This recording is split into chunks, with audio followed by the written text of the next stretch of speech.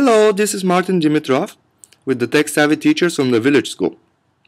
Over the course of the years, I've created a lot of arrangements and exercises to help my students, and I've come up with a pretty useful set of shortcuts on Finale for a Mac computer that help me save time.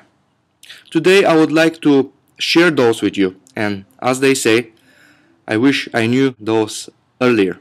Let's start by clicking on a random note duration at the simple entry palette, say a quarter note. Usually at the beginning I will try to place the note exactly on the stuff, sometimes successfully, sometimes not. Now instead of that, I can use the keyboard and the letters from A to G to place my note instead. First of all, I need to place the cursor on the stuff, and that also happens by hitting one of those letters. And let's say just randomly I'll press an F. Here is the cursor, but it's not a note yet.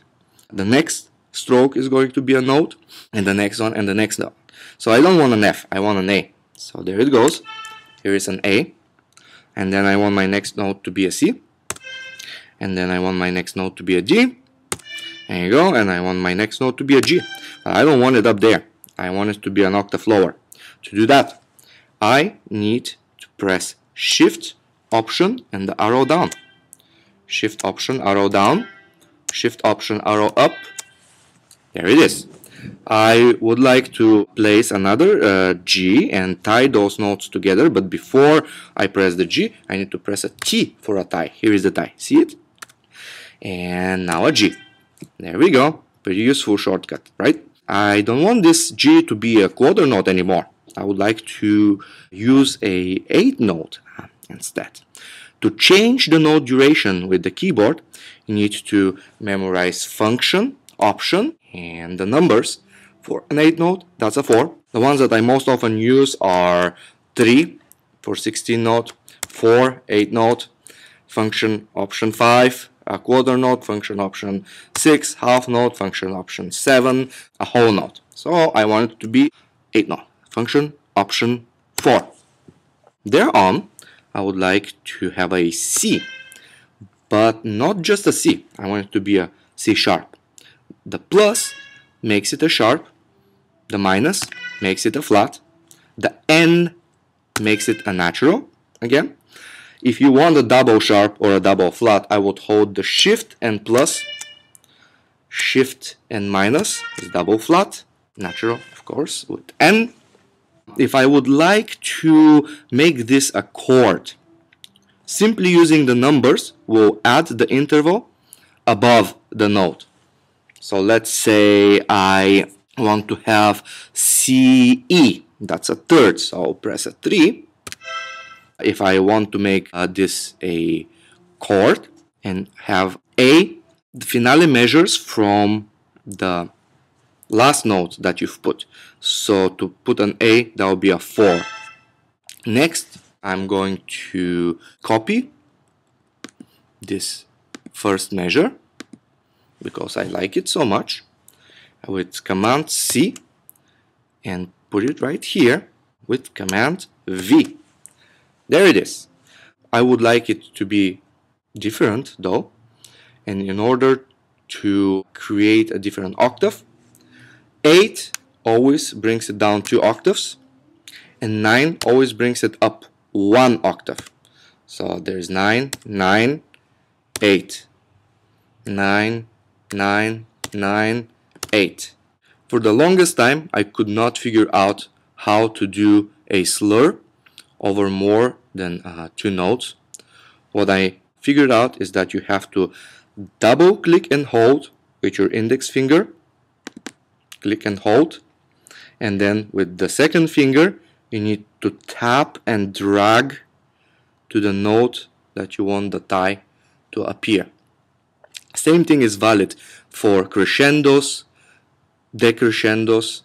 I'm gonna put a crescendo right here, double click and drag with the second finger, and a decrescendo right here, double click with the index finger and drag.